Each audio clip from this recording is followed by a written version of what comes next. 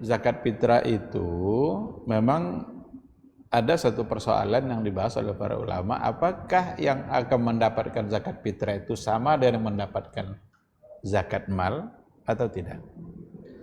Sebahagian mengatakan asnafnya sama.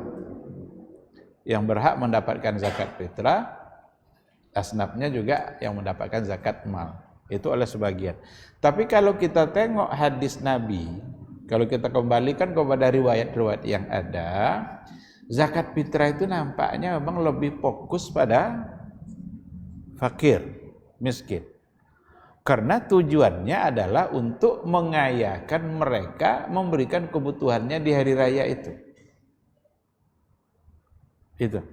Maka hadis Nabi, zakat fitrah itu kan tuhratan lis-shaim wa tu'matan lil masakin.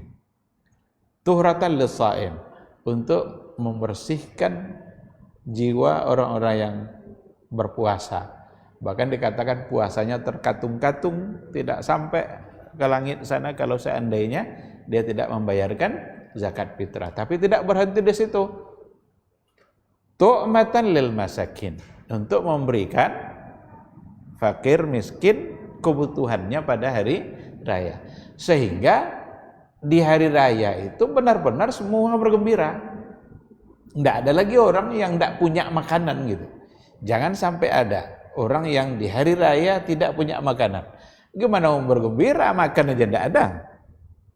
Maka dalam hadis yang dipakai oleh Abu Hanifah itu juga ugnuhum anis su'ali dzalikal yaum. Hindarkan mereka dari meminta-minta pada hari raya.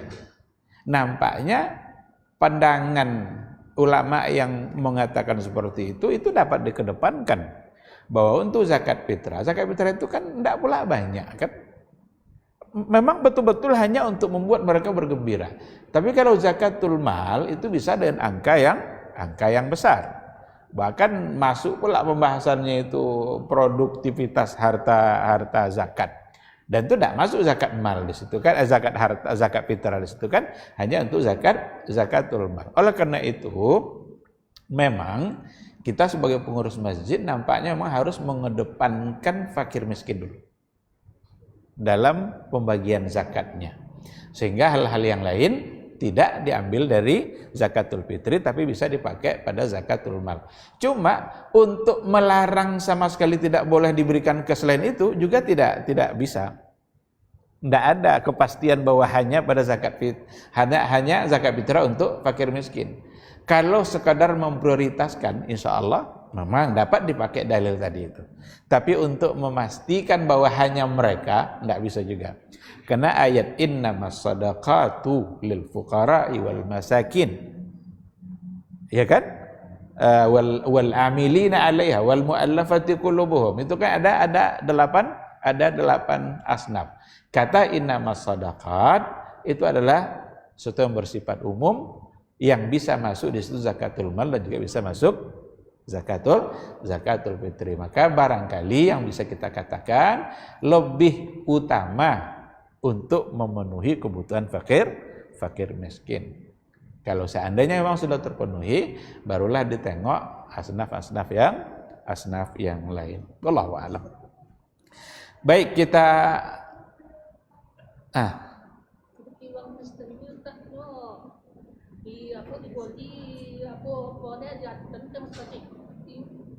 boleh 5 kilo lah. Tunggu je waktu mantu aku boleh untuk 5 kilo. Uang Kristen? Iya. Mantu boleh. Islam. Untuk zakat fitrah? Iya, tapi lagi zakat fitrah kewajibannya hanya bagi orang muslim. sosial aja. Itu sosial, berarti tidak ada hubungannya sama zakatul fitri. Kalau mereka ingin memberi, ya berarti itu barangkali salah satu dari kebaikan yang ingin mereka tunjukkan. Jangan sampai pula kita yang kehilangan harga diri dengan pemberian mereka. Dia kadang-kadang ada maksud-maksud yang terselubung. Tapi kalau memang benar-benar keinginannya untuk membantu fakir miskin yang ada di situ, kebetulan dia rezekinya banyak, dia mau memberi, insya Allah tidak ada masalah. Itu bagian dari hubungan sosial dalam hidup bermasyarakat. Nah, tapi sekali lagi jangan sampai nanti karena dia sudah merasa lebih lalu ia memberikan berbuat baik, nyolong atau rawak sudah itu tidak bisa. Berarti hilang jati diri kita karena kebaikan yang mereka tunjukkan. Wallahu a'lam. Baik, kita selesaikan sedikit yang tadi. Jadi ada di antara harta memang yang tajibu min ainil mal. Ada pula di antaranya nanti al-wajibu huwal qimah fi zakah. Yang diwajibkan untuk mengeluarkannya itu adalah qimah. Qimah itu artinya adalah harganya, berarti uang. Apa contohnya? Seperti urudut tijarah. Urudut tijarah yang dalam bentuk perniagaan, perdagangan. Nyokojo menjual simin, anda kan simin itu dibagi-bagi dah. Maka al-qimah itulah diambil dari dihitung berapa untung, berapa modal. Maka dalam perniagaan seperti yang pernah kita sampaikan dulu, tidak hanya dihitung keuntungan yang diraih, tetapi termasuk modal yang masih tersisa yang akan bergerak terus. Walaupun belum terjual, tapi itu tetap dihitung. Berapa keuntungan dan berapa modal. Bahkan dihitung piutang yang belum terlunasi. Umpamanya di tahun kau ada 30 juta catatan hutang kan dibayu dak orangnya, tapi ulun dibayu dak lah. Itu zakatud duyun. Zakat piutang. Hitung. Nya sudah bagi kok zakat tu minggu depan bayu dak lah.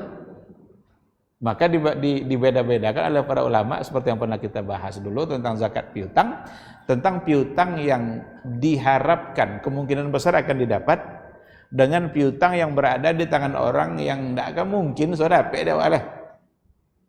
Uangnya lah bangkrut, entah mana-mana, tidak pernah nampak, dihubungi tidak nyambung, pokoknya tidak ada harapan untuk mendapatkan lah. Silakan untuk tidak dihitung. Tapi kalau memang piutang catatan perniagaan itu kan akan dibayar terus, maka itu dihitung. Nah, untuk yang seperti itu kata para ulama itu adalah al-qimah. Maka dikatakan fayuqawwim. Maka pedagang itu harus menghitung-hitung al-urud.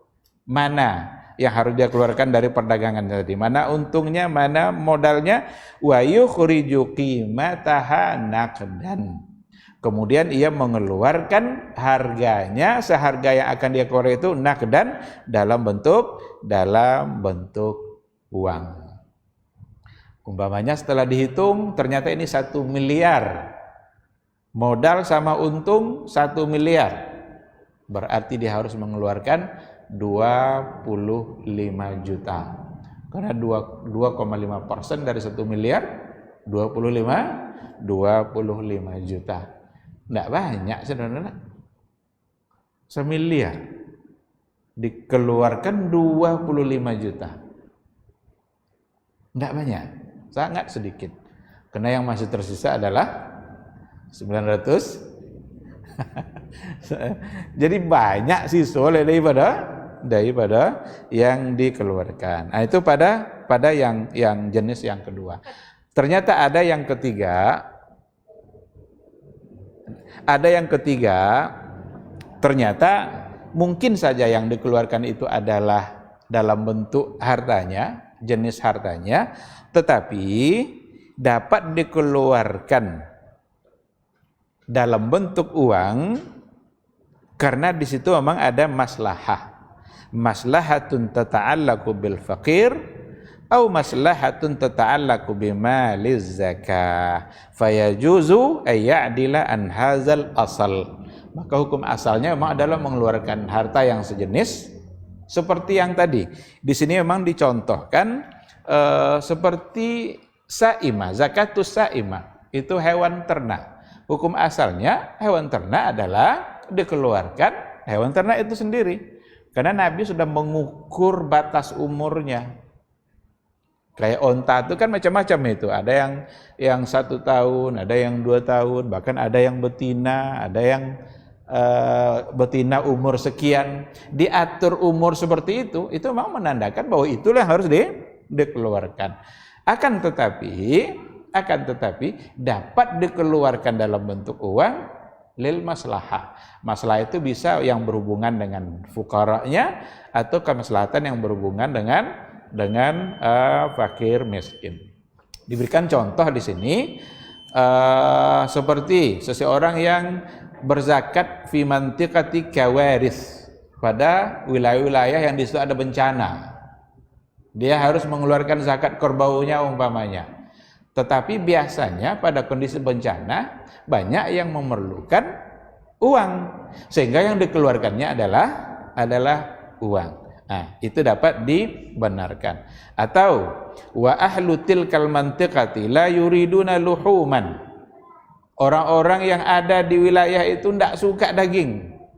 La yuriduna luhuman. Tak nionya dah. Kalau itu je kalau zakat dibantai dibagi-bagi, nya tak niat itu dah. Walakin ahlaha yahtajuna ila nuqud. Tetapi penduduknya itu lebih memerlukan uang, mungkin untuk keperluan kesehariannya. Maka kalau memang nampak seperti itu, dapatlah dibenarkan untuk mengeluarkan uang yang hukum asalnya sebenarnya adalah min ainil mal.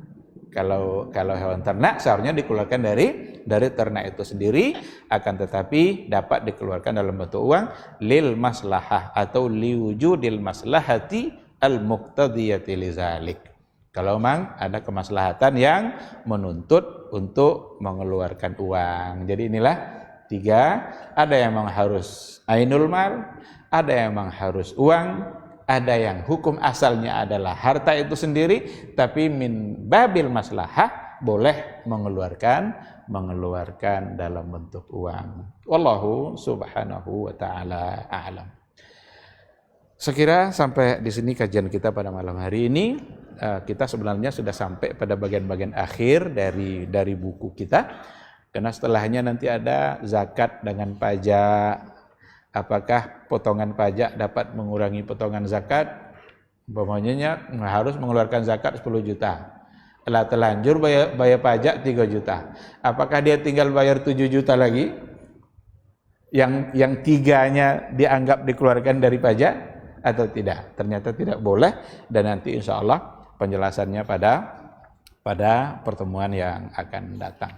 Adapun pada bagian akhir bicara tentang masarif az-zakah, tentang orang-orang yang berhak untuk mendapatkan zakat. Mudah-mudahan majelis kita diberkahi oleh Allah Subhanahu wa taala, bisa menjadi wasilah untuk mendapatkan ilmu, dan dengan ilmu kita bisa mendapatkan kemuliaan yang sesungguhnya di sisi Allah Subhanahu wa taala. Amin amin ya rabbal alamin. Subhanakallahumma bihamdika asyhadu an la ilaha illa anta astaghfiruka wa atubu ilaik. Wassalamualaikum warahmatullahi wabarakatuh.